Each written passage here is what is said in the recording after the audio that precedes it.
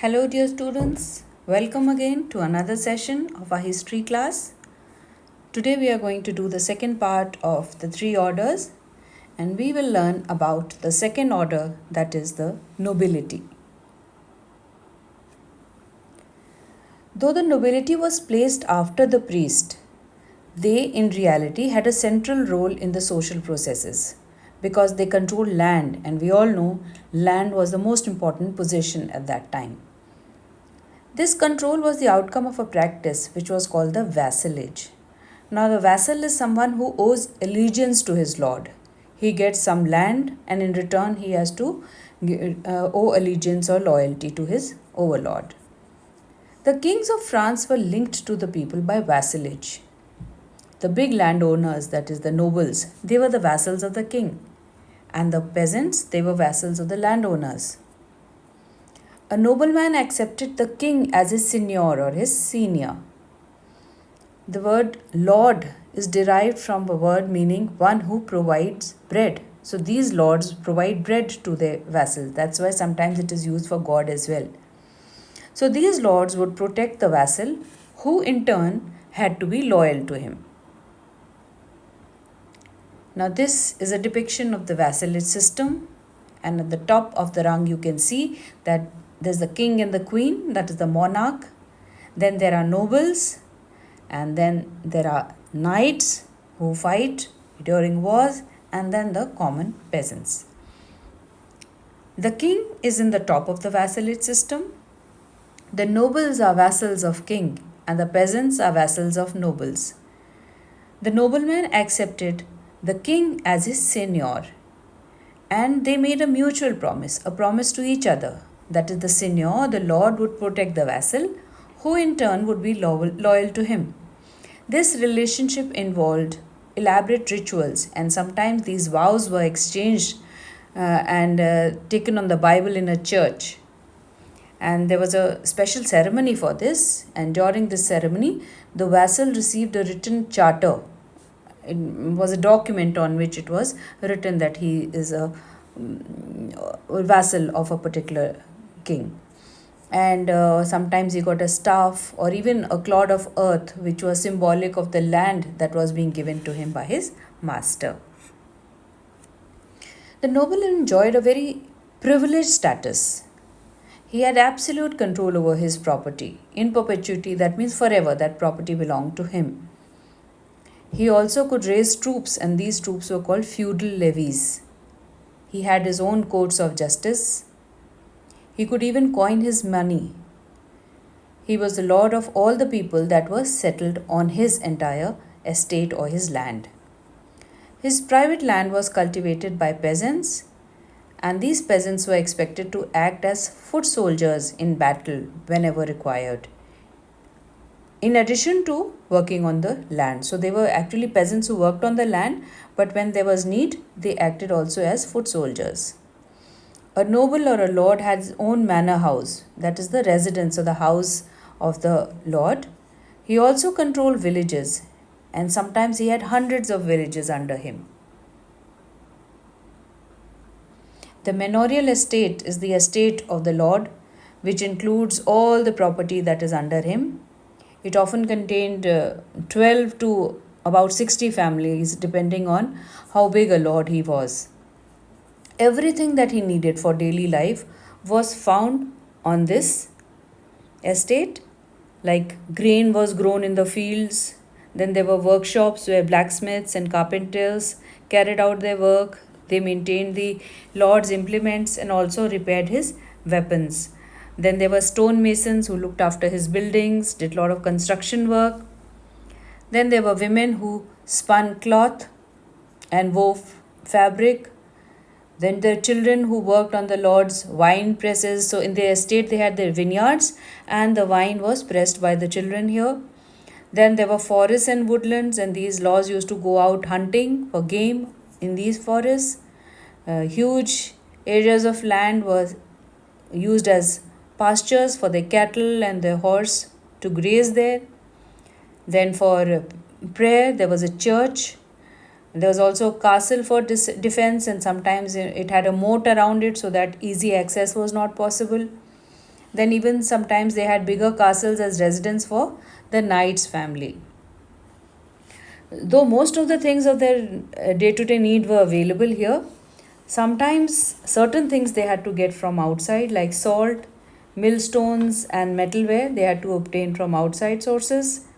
Then those lords who wanted to live a luxurious lifestyle, sometimes they had to buy furnishings, musical instruments, and ornaments from outside.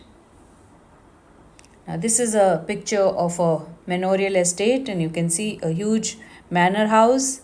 Then there are pastures for the animals to graze. Then you can see workshop. There's a church there. Then there is a source of water. Water mill is there. Then there are serfs' houses. From there they come out and they work on the fields. Then you can see various fields where agricultural crops are grown.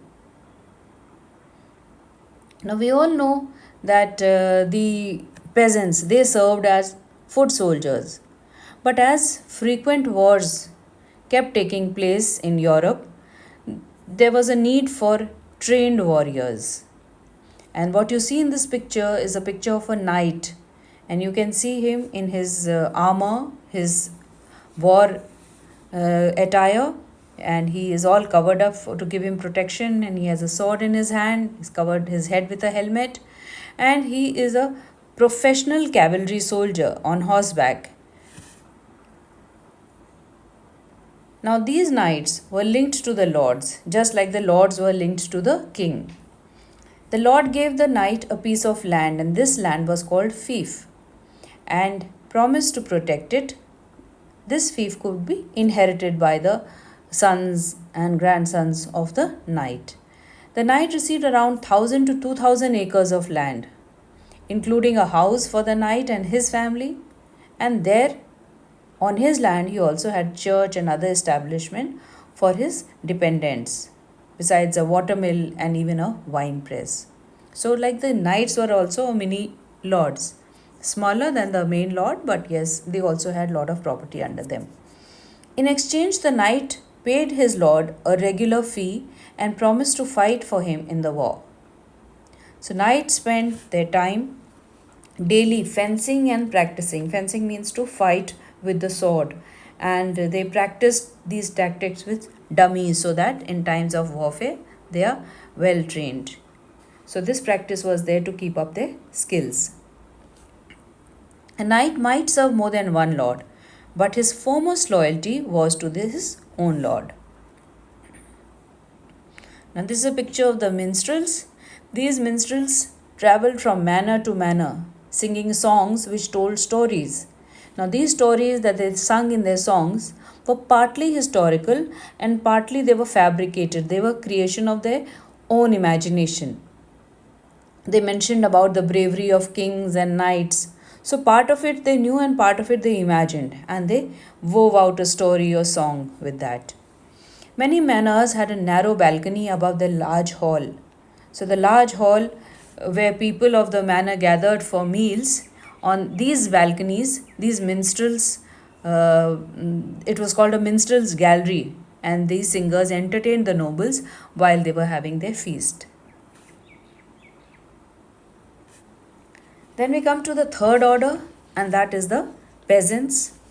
These peasants were of two type, free and unfree. This order comprised a vast majority of the people, because most of the people were cultivators who sustained the first two orders. That means what was cultivated by them was used by the first two orders as well. These were the free peasants who held their farms as tenants of the Lord, and some were serfs. The word serf is derived from to serve. They were like bonded laborers. They cultivated plots of land, but these belonged to the Lord. The free peasants held their farms as tenants of the Lord. But along with that, they had to render military service. That means 40 days every year, they had to provide military service to their Lord. They had to provide free service to the Lord for more than 3 days in a week. And besides this, they did some unpaid labor service like digging of ditches, going to the forest and gathering firewood, building fences, repairing roads and buildings, all this was provided free. Then women and children helped in the fields. They spun thread and they also wove cloth. They made candles and pressed grapes to prepare wine for the Lord's use. Then there was also a direct tax called tile, which the kings imposed on peasants. But sadly, this tax was only on the peasants. The clergy and the nobility was exempted from this tax. The serfs cultivated plots of land that belonged to the Lord, and much of this produce was given to the Lord. They also had to work on the land which belonged exclusively to the Lord, and for this work they received no wages. The serfs could not leave the estate without the permission of their Lord, and they were kind of bound to the Lord. They couldn't do anything on their own. The Lord claimed a number of monopolies at the expense of the serfs. They could only use their Lord's mill to grind their flour. So the Lord would know how much flour they're using, his oven to bake their bread. So they could know that the bread is being used, baked and used only by the serfs. They're not selling it outside. So it was a kind of a check and control on them. And his wine presses they used to distill wine and beer. The Lord also would decide whom the serf would marry. In case he would give blessings to the serf to marry someone of his choice, he had to pay payment of a fee. So the freedom of the serf was not there. They were bonded laborers, and it took a lot of time to become free. We will read about that in the next session. So we close this session here. Thank you and have a nice time.